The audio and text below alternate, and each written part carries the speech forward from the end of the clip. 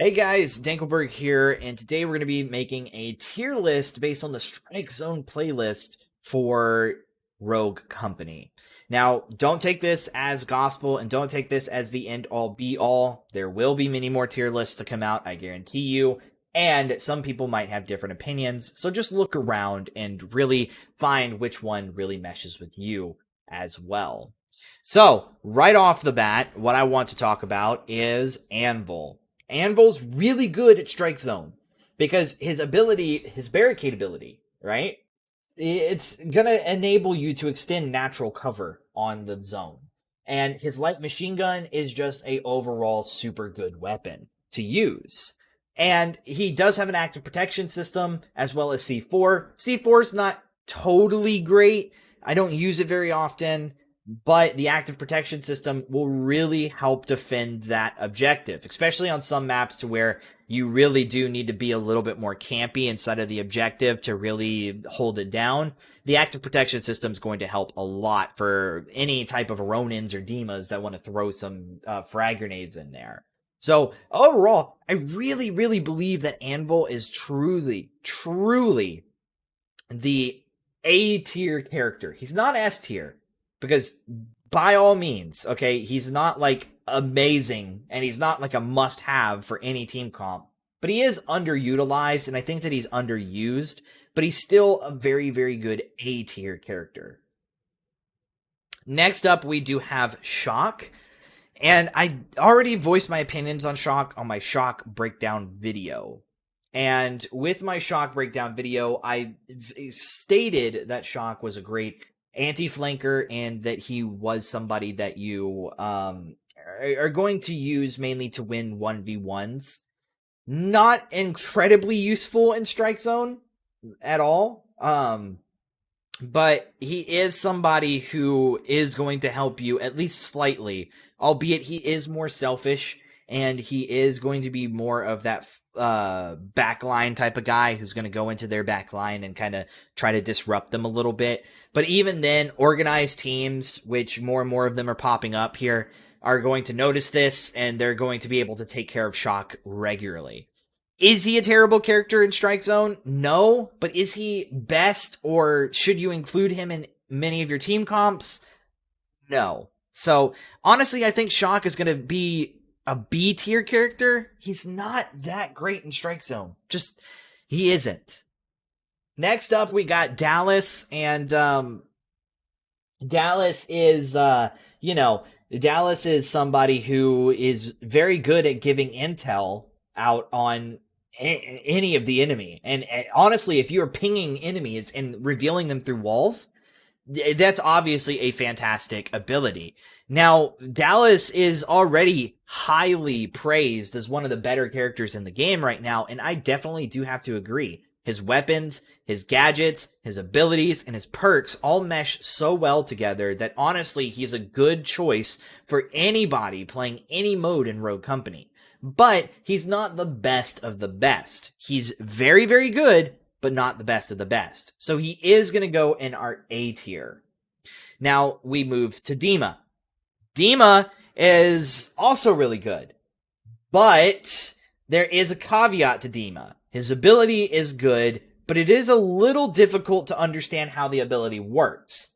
You fire in this cluster spike, which then fires off 3 clusters of grenades, which then explodes. It's very good at flushing people out and for getting them in attack range. He's very aggressive, and he's very much somebody who's going to be pushing the objective.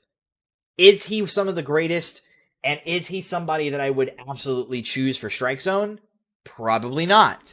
His weapons are good, his gadgets are good, and his abilities are good. However, though, unfortunately, I personally don't believe that Dima is the best pick for Strike Zone.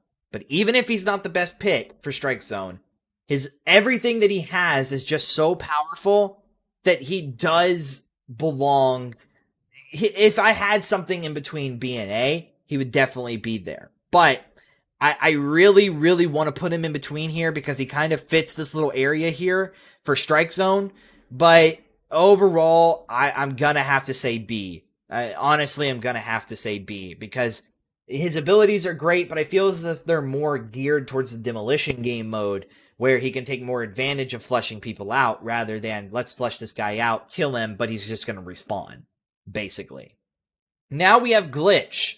And Glitch, unfortunately, is probably one of the worst characters, in my opinion, for Strike Zone. I mean, his hacking ability is great, but it's very situational. There has to be a lot of different gadgets out on the field, enemy gadgets, for him to really take advantage of this. And that the fact that a lot of the times when you do get there, it's not really the case. He does have good weapons, and his hacking ability is really good, as well as disabling their equipment and also their abilities in general. It makes him really, really good. And, I want to put him in A tier. I really, really do. And he's, again, that character that kind of teeters on the A and B side of things. But, I'm gonna have to go with my better judgment on this.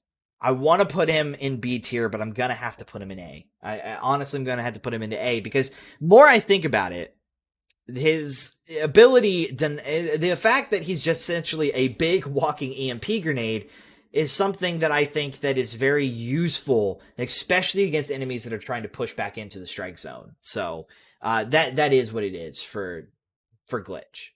Next up is Lancer. You already know, if you've seen some tier lists, you already know that she is in S tier. I'm not putting her there, because I don't think that she is actually worth an S tier pick. I honestly feel as if she is A tier, simply because a lot of people are saying right now that movement is the meta for Rogue Company. I don't believe that movement is the meta for Rogue Company.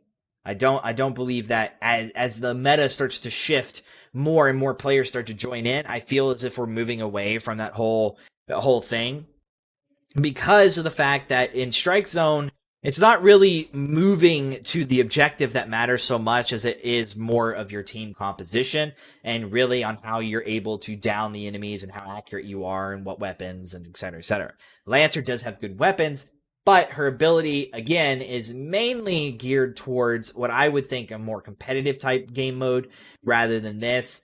I've seen many of Lancers. I've played many of hours as Lancer, and honestly, I just don't believe that she's S tier. Is she A tier? Absolutely, yes. She's A tier. But is she S tier? Absolutely not. Phantom is weird. I can't really place Phantom anywhere above A or B. I can't. I can't put her in B. I can't put her in A. She's not that great in her respect of, if you're not a good shot, you're not really going to be doing much. Yes, she has the one-shot sniper rifle for headshots.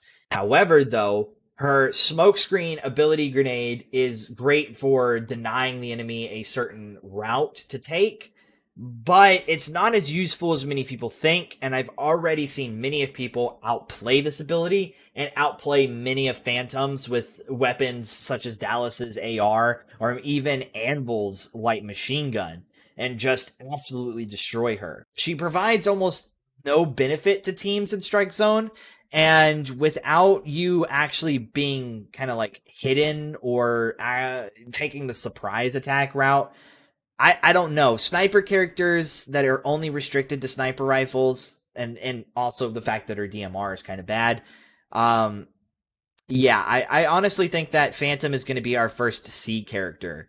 Some people who are really good are going to take advantage of her, and, they're going to think that she's higher. But for Strike Zone, I truly feel as if she's not as useful as everybody else is. Now we have Ronin, and I'm just going to have to tell you right now, Ronin is a definite S tier. Definite S tier. The knife is such a good ability, and her weapons are great. Everything that Ronin has is just great. Okay, Ronin is amazing just in herself. Strike Zone and Demolition, she's amazing. All right, she is the top end character. I truly feel as if she's top end. And The only reason she would be so high end is because of that knife. That knife is just such a deadly ability that you is so versatile, and not only being a trap, being an aggressive throw weapon, and also being an area of denial ability is just it's great. Plus, you being able to shoot it to activate the trap early, like come on. Plus, her weapons are great too. She has good weapons, and she's always a pick for Strike Zone. And next up, we have Saint. Saint is S tier. He truly is. His drone will heal you no matter where he is. It doesn't matter where Saint is. He can heal you with his drone, bring you back up from your down state. It's really, really good because he doesn't have to expose himself. He doesn't have to move. He doesn't have to reveal his location. He just has to send the drone out. The drone does make noise, and it is kind of easy to destroy, which does mean that in my opinion, he's teetering on A. He's going down more to the A side, but currently he's the only healer in the game that has that ability. So that makes him super valuable. Plus, his AR has the scope, and it's pretty good. And he also has a burst rifle, and that burst rifle is also really good too. So he belongs in S tier as well. We'll see in the future if another healer type character comes out. He may move down to A or even B tier. So who knows? The meta could shift a lot in this time. Scorch. Scorch. Oh, Scorch. Oh, she is so powerful with her abilities, and the immunity to the Molotov grenades earns her an easy S tier spot. Easy S tier spot because many of the people in today's meta are using those Molotov grenades, and she's immune to them. She's immune to them, and that allows her to use them in ways that other characters couldn't. She could throw a Molotov on top of herself. She can throw a Molotov somewhere and then run straight through it. She can run straight through other people who put Molotovs down that block those things. And I also understand that I've been calling it a Molotov this entire time. I know it's an incendiary grenade, but I just like calling it a Molotov. Simply put, any type of fire grenade that's on the floor, she's immune to it.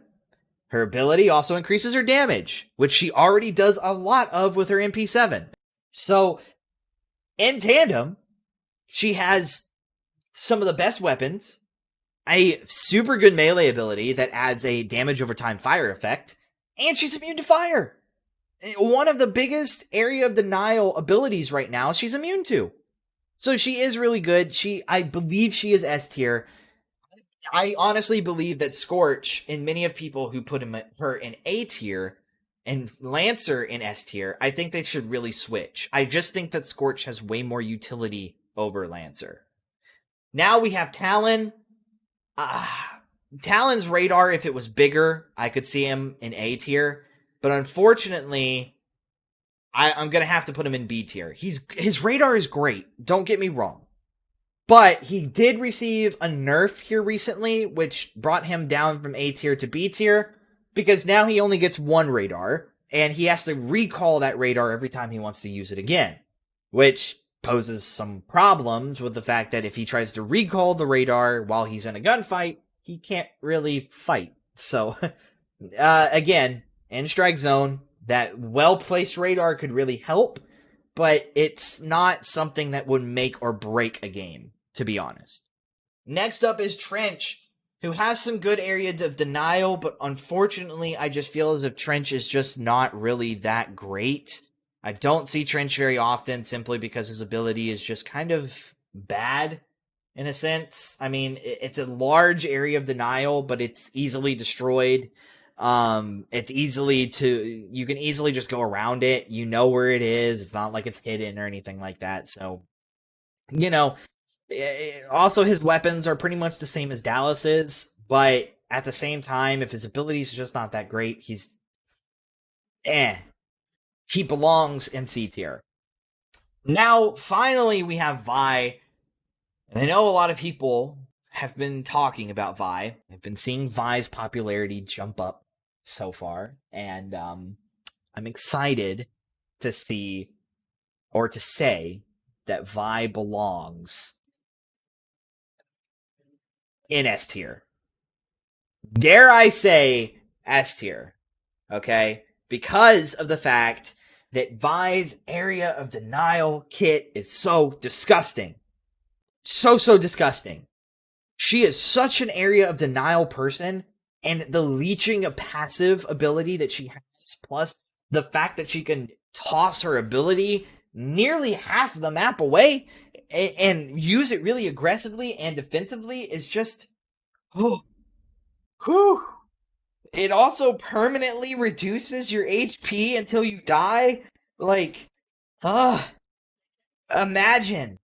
Her ability is so bloated, and her area of denial kit is so bloated that I honestly feel as if she is going to get a nerf before she gets a buff, but she is definite S tier. Definite S tier. Now, as you guys will notice, I don't have any S plus tiers. It's because currently I don't think anybody is broken. I don't think anybody is like so much better than everybody else that there obviously has to be that person on the enemy team at all times. I don't think that we're at that point yet. But just as a future reference, okay, now this is not what I'm officially stating as my tier list. However, though, what I officially think, what I really think, okay, is that Vi is going to move to S plus tier.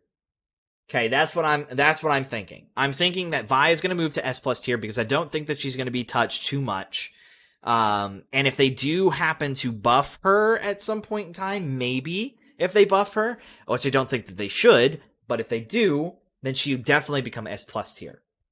Saint, again, if Saint becomes the only healer for a long time, I'd have to say that Saint would be in S plus tier. But I'm not going to say Saint is in S plus tier right now because there could very well be some other type of rogues out there that could do his ability and may do it better.